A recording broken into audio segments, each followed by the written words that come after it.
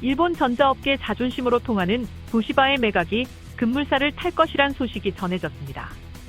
이에 따라 일본 전자업계의 지각 변동이 예상됩니다. 도시바를 사들여 경영 개편에 나서려는 일본계 펀드가 인수금액으로 2조 2천억엔 가량을 제시한 것으로 보입니다. 하지만 인수금액이 당초 예상보다 낮고 아직 금융기관에서 조달하는 자금에 융자 확약도 받지 못한 것으로 보여 인수성사까지는 변수가 남아있다는 평가가 나옵니다. 8일 니혼게이자이 신문 등에 따르면 도시바 매각의 우선 협상 대상자인 일본계 투자펀드 일본산업파트너즈는 인수금액으로 2조 2천억엔 가량을 제안했습니다. JIP는 오릭스, 주부전력 등 일본 기업 10여 곳 이상으로부터 출자 의향 약속을 받아 1조엔 가량의 자금을 확보했고 자신도 1,000억엔 가량의 인수대금을 부담할 것으로 보입니다. 나머지 금액에 대해서는 금융기관의 대출이나 의결권이 없는 출자 등으로 충당할 것으로 예상됩니다. 하지만 아직 금융기관으로부터 대출 확약을 받지는 못한 것으로 알려졌습니다. 시장에서는 당초 인수금액으로 2조엔대 후반에서 3조엔 정도를 예측했는데 JIP 측은 시가총액을 크게 벗어나지 않는 수준에서 제한액을 정했습니다.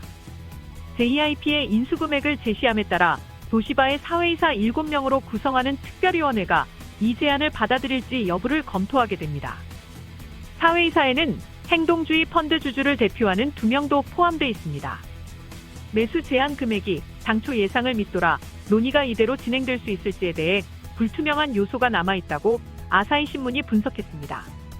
도시바가 지난 4월부터 상장 폐지를 비롯한 사업 재편안을 공모하며 인수전이 본격 시작됐고 지난 7월 JIP와 미국 사모펀드 베인캐피털, 유럽 CVC 캐피털 파트너스, 캐나다 브룩필드 등 4곳이 적격 인수 후보에 선정됐습니다. 이어 지난 10월 JIP가 우선 협상 대상자로 선정됐습니다. 도시바는 일본 대표 기업 중 하나로 낸드 플래시 메모리 반도체를 처음 개발했고 노트북 역시 도시바가 세계 최초로 선보였습니다. 도시바의 2021년도 매출은 3조 3,370억엔이며 사업별로는 반도체 하드디스크 8,589억엔, 인프라가 6,547억엔, 엘리베이터 조명 5,990억엔, 에너지가 5,590억엔 등의 순입니다. 도시바는 2008년에서 2014년 이익을 부풀린 회계부정 의혹이 2015년 드러나면서 위기에 빠졌습니다.